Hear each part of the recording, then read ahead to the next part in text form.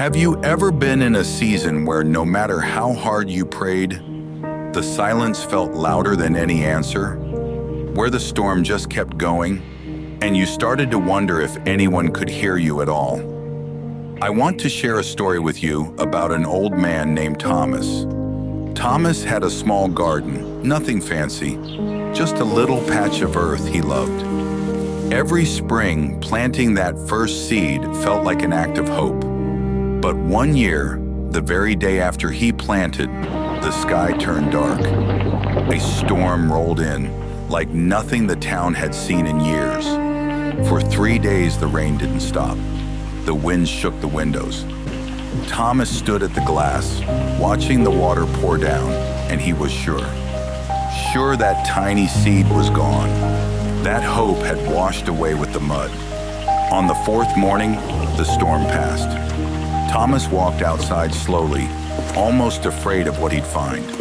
The yard was torn up, puddles everywhere, branches down, and he knelt in the mud right there. And then he stopped breathing for a moment, because pushing up through the dark, heavy soil was the tiniest thread of green you've ever seen. That little plant didn't survive because the storm was weak.